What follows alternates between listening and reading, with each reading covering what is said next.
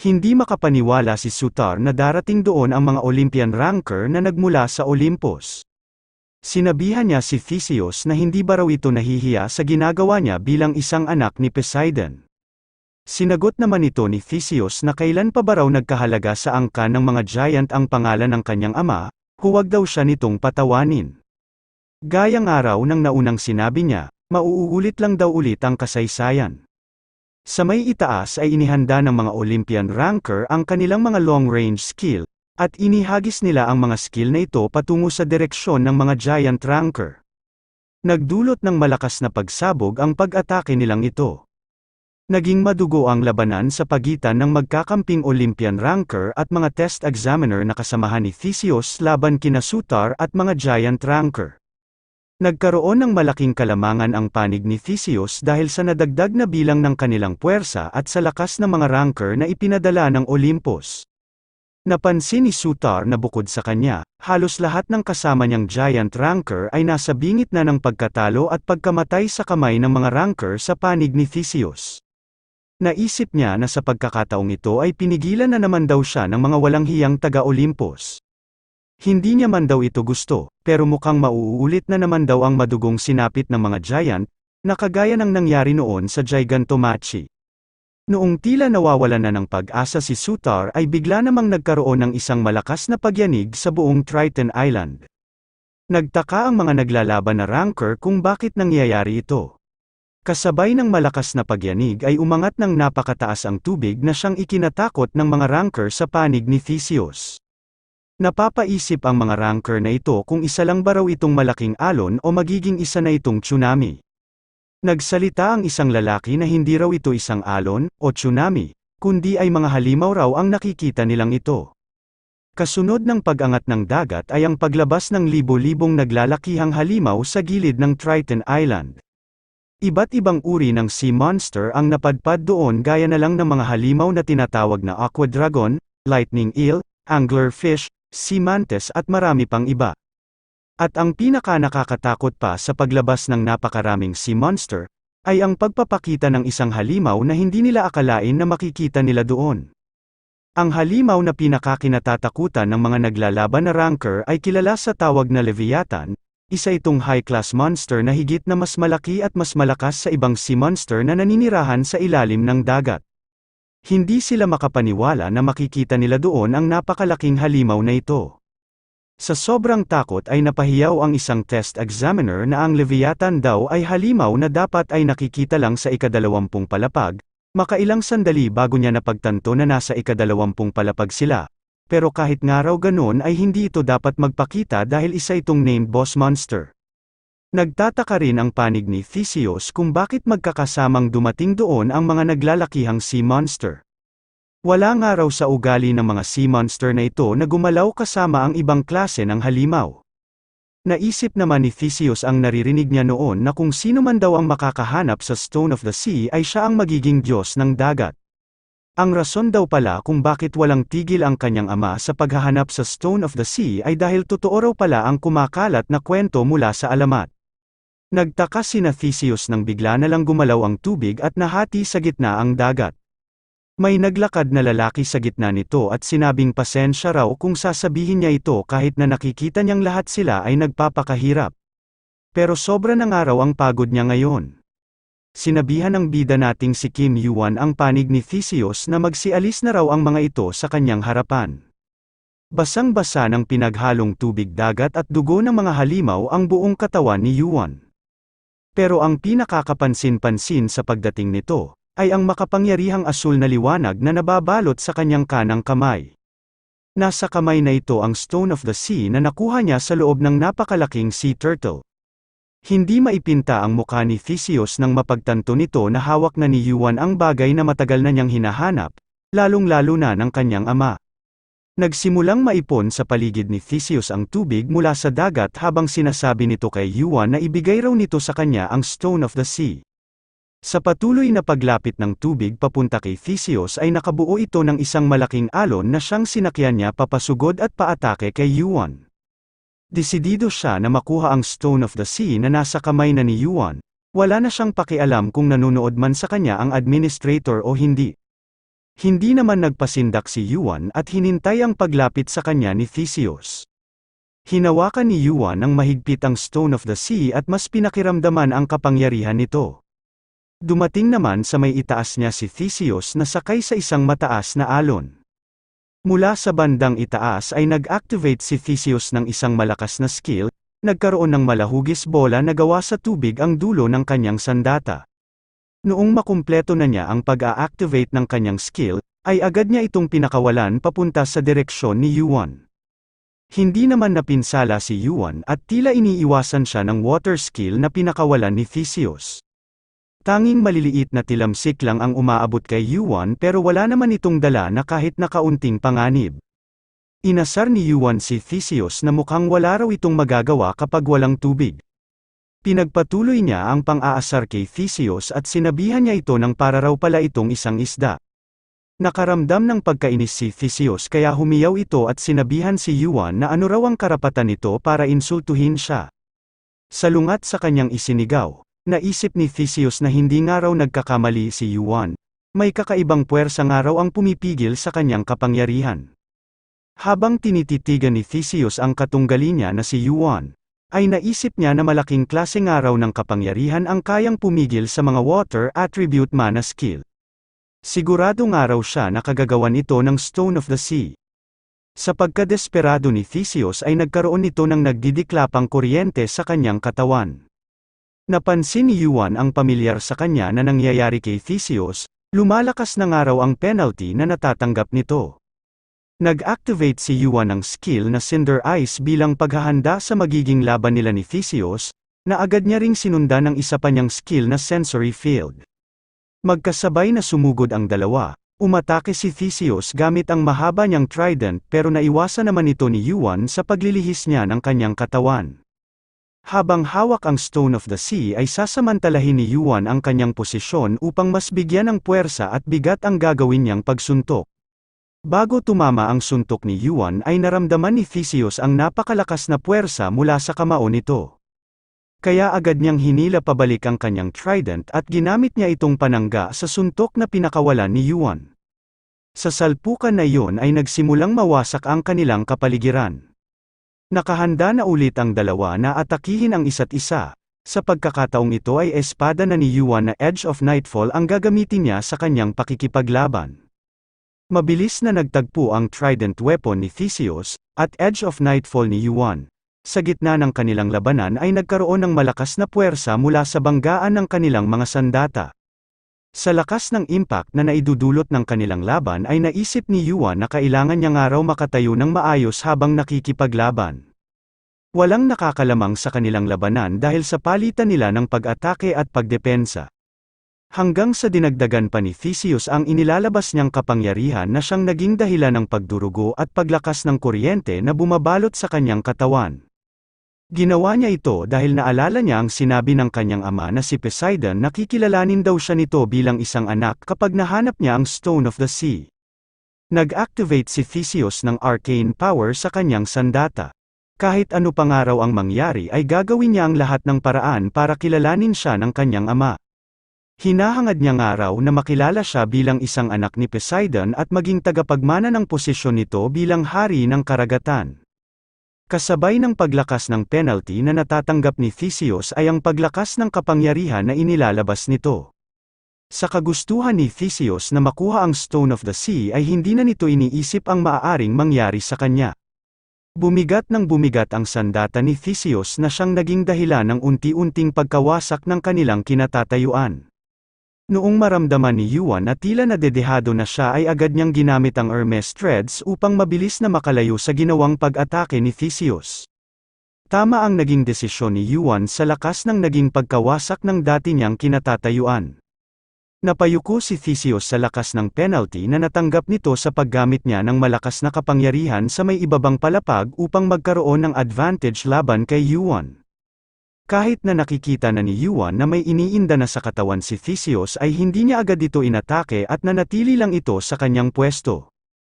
Hanggang sa hindi na kinaya ng kanyang tuhod ang matinding pagod, mula sa pakikipaglaban niya sa mga halimaw sa loob ng malaking sea turtle hanggang sa pakikipagtunggali niya kay Theseus. Habang inaalis ni Yuan ang dugo sa palibot ng kanyang bibig ay naisip niya na akala nga raw niya ay kahinaan ni Theseus ang mentality nito. Pero medyo kalmado pa rin daw ito kahit na inasar niya ito nung umpisa. Sa pagdura ni Yuan sa dugo na nasa loob ng kanyang bibig ay naisip niya na mukhang porsigido raw talaga si Theseus sa laki ng nakasaalang-alang sa labanan nilang ito. Nung makapagpahinga na ng saglit si Theseus ay iniangat na ulit nito ang kanyang trident at sinabi kay Yuan na isusunod niya nga raw ang mga giants pagkatapos niya dito. Itinutok ni Theseus ang dulo ng kanyang sandata at sinabihan si Yuan na nagkamali nga raw ito ng napiling kalaban. Ipinakilala nito ng may pagmamalaki ang kanyang sarili at sinabi kay Yuan na siya nga raw si Theseus, ang anak ng makapangyarihang si Poseidon. Pagkatayo ni Yuan ay naisip niya na hirap pa nga rin daw siyang labanan si Theseus kahit na napigilan na niya ang paggamit nito ng mga water attribute na atake. Nag-focus nga raw ito sa pagbalot ng malaking arcane power sa kanyang sandata na may katumbas naman na malakas na penalty sa kanyang katawan. Habang hawak ng madiin ang Stone of the Sea na nasa kanyang kamay, ay naisip ni Yuan na dapat nga raw ay napakadali lang ng pakikipaglaban niyang ito kung mas kontrolado na niya ang paggamit ng kaini.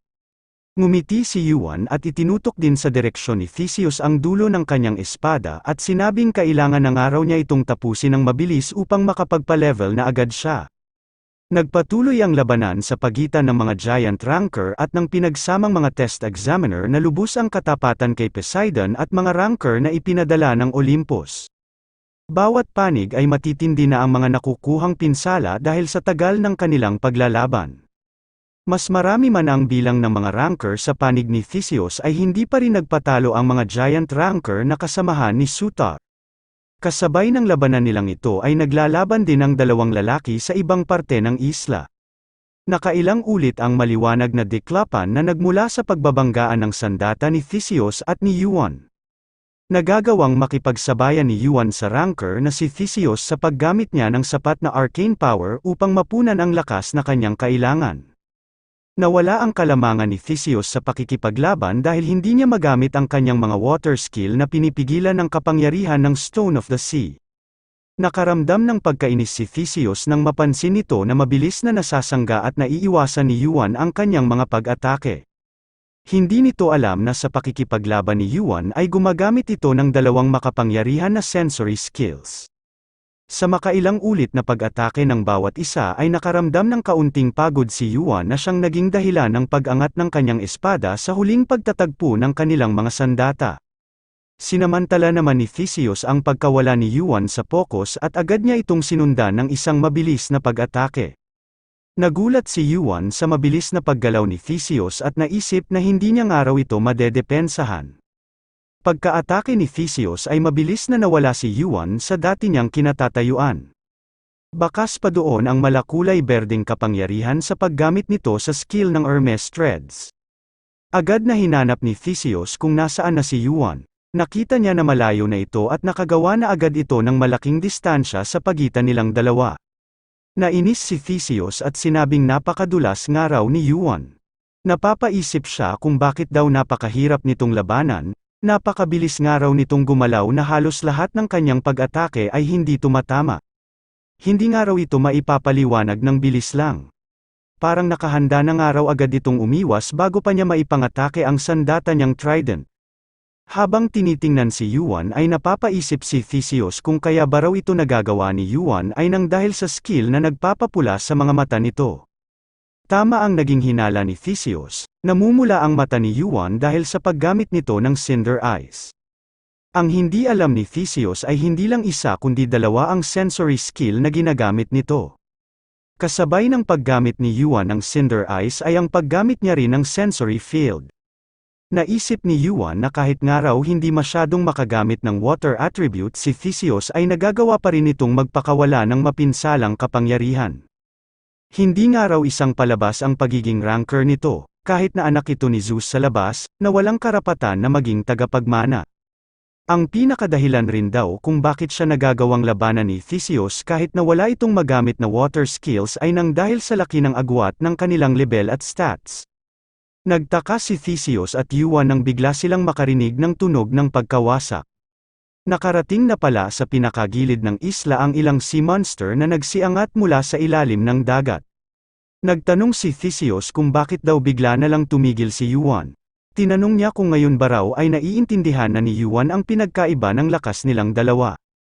Natawa naman si Yuan at sinabing ano raw ang mga sinasabi ni Theseus, siya nga raw ang dapat magtanong dito. Tinanong ni Yuan kung natatakot ba raw si Theseus sa mga sea monster na papalapit sa kanila. Sumagot naman si Theseus at sinabing maayos pa nga raw ang paghinga ni Yuan dahil nagyayabang pa ito. Sinabi niya rin na dudurugin niya nga raw ng pino si Yuan upang hindi na ito makapagsalita pa. Pasugod na sana ulit si Theseus nang may biglang pumigil sa kanya. Agad namang inalis ni Theseus ang kamay na nasa kanyang balikat at sinabihan ng isa niyang kasamahan na huwag daw siya nitong gambalain. Sumagot naman ang Olympian ranker na ito na kailangan na raw nilang umatras, hindi raw maganda ang sitwasyon ng kanilang panig. Nagtaka si Theseus sa nalaman niyang impormasyon, ang alam niya nga raw ay sila ang lamang sa labanang ito. Napatigil siya sa pagtataka nang makita niya na napugutan ng ulo ang isa sa mga Olympian ranker na ipinadala ng Olympus. Isa ang lalaking ito sa 4 na mga Olympian ranker na nagtulong-tulong upang harangan ang lahat ng gagawin ng giant ranker na si Sutar. Sa lakas ng mga Olympian ranker na kakampi ni Theseus ay medyo nagtagal si Sutar sa pagpatay sa lahat ng mga ito. Pagkapatay ni Sutar sa lahat ng nakalaban niyang Olympian ranker ay humiyaw ito at sinabihan ang lahat ng kanyang mga kasamahan na ibigay raw ng mga ito ang buo nilang lakas, at huwag daw ng mga itong hahayaang makatakas ng walang pinsala ang lahat ng kanilang kalaban. Dinagdag niya pa sa mga kasamahan niyang giant ranker na putulin raw ng mga ito ang mga kamay at paa ng mga ranker sa panig ni Theseus upang gawin nila itong tropeyo. Sinabihan ng isang Olympian ranker si Theseus na mag-isip daw ito ng maayos. Sa puwersa nga raw nila ngayon ay maaaring may magawa sila laban sa mga giant ranker, pero hindi na nga raw nila kakayanin pa na labanan ang mga papalapit na sea monster. Hindi na mapalagay ang lalaki sa pagsasabi kay Theseus, ito na nga lang daw ang kanilang tsansa para makatakas. Wala itong narinig na tugon mula kay Theseus dahil hindi pa ito agad makapagdesisyon. Tinitigan ng maigi ni Theseus si Yuan, hindi niya matanggap na tatakbo siya ngayon sa laban niyang ito. Kung kailan nga raw nasa harapan na niya ang bagay na napakatagal na niyang hinahanap. Mas ipinakita pa ni Yuan ang nasa kamay niyang Stone of the Sea upang inisin si Theseus. Napangiti ito sa nagiging reaksyon ni Theseus, ngayon nga raw ay nagiging magulo na ang mentality nito. Sinabihan ulit ng isang Olympian ranker si Theseus na tumakas na raw sila. Sa pagkakataong ito ay tumugon na si Theseus, at sinabing aalis na nga raw sila. Nanggigigil sa galit si Theseus habang tinitingnan ang Stone of the Sea sa kamay ni Yuan, pero kailangan niyang nga raw magdesisyon ng tama para sa ikaliligtas nila. Labag man sa kalooban ni Theseus, tinawag niya ang lahat ng kanyang mga kasamahan at sinabing kailangan na raw nilang umatras. Naglabas si Theseus ng nagliliyab na karuwahe sa kanyang likuran, isa rin itong replika ng orihinal na Sun Chariot na ginawa noon ni Hephaestus. Ang Sun Chariot ay isa sa mga pinakamabilis na transportasyon ng Olympus. Tinawag niya ulit ang mga kakampi niyang test examiner at Olympian ranker na umatras na raw sila at sumakay na sa Sun Chariot. Habang sinusundan ni Sutar ang tumatakbong grupo ni Theseus ay sinabi niya, na ito na nga raw ang araw na siya naman ang hahabol sa pagtakas ng mga taga-Olympus. Ito nga raw ang napala ng mga taga-Olympus sa pag-iisip ng mga ito na sila ang laging nananalo kahit na nagpipigil lang naman silang mga giant. Pag-activate ni Sutar ng kanyang skill ay inihagis niya agad ang nagliliyab na skill na ito papunta sa sinasakyan ni Theseus, habang ginagawa niya ito ay humihiyaw siya na wag daw silang takasan ni Theseus na parang isang duwag at tapusin na nila doon ang laban nilang ito. Matinding pinsala ang iniwan ng ginawang pag-atake ni Sutar, pero nakaiwas ang grupo ni Theseus sa bilis ng pagandar ng sinasakyan nilang Sun Chariot replica. Alam ni Yuan at ni Sutar kung gaano kabilis ang Sun Chariot kaya hindi na sila nagtangkang atakihin at habulin pa ito. Pinanood na lang nila ang mabilis na pagtakas ni Theseus at ng mga Olympian ranker. Habang kinokontrol ni Yuan ang nasa kanang kamay niyang Stone of the Sea ay nagtanong si Sutar kung sila nga raw ba ang nanalo sa labanang ito. Sumagot naman si Yuan ng oo, kasabay ng pagbaba ng matataas na alon at pag-atras ng mga naglalakihang sea monster. Nung makumpirma na ni Sutar kay Yuan ang kinahinatnan ng kanilang laban, ay nasabi niya na sa pakikipaglaban nilang ito ay hindi sila nagpigil o tumakbo. Sa gilid na parte ng Triton Island at sa mapayapang pag-agos ng alon na kanina lang ay puno ng mga halimaw, ay nasabi ng Giant Ranker na si Sutar na sa pagkakataong itong araw, silang mga Giant ay nanalo laban sa mga taga-Olympus. Nagkaroon ng pagdiriwang sa loob ng kampo ng mga Giant nang malaman ng mga ito na sina Yuan at ang mga nakasama nitong Giant ang nagwagi sa nangyaring labanan.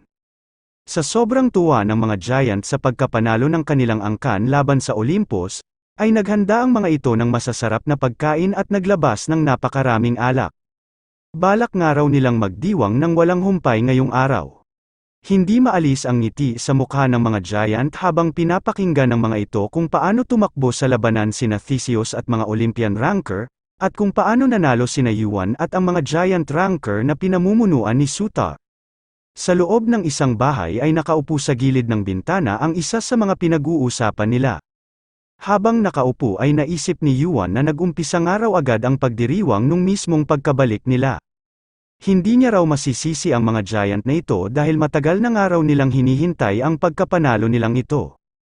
Napapaisip din si Yuan kung sasaglit ba raw siya upang makilahok sa pagdiriwang. Pero agad niya rin itong inalis sa isipan niya dahil hindi raw siya pwedeng magpadala sa tuwa. Kung tutuusin nga raw ay parang siya ang natalo sa pakikipaglaban niya kay Theseus.